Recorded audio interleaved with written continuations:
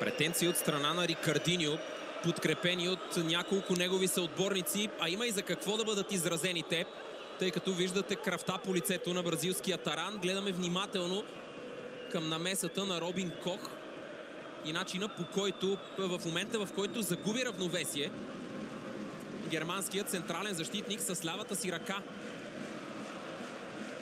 опитвайки да задържи Рикардиньо, удари в лицето тарана на Левски. Нещо, което струва ми се най-малкото заслужаваше да бъде маркирано като нарушение.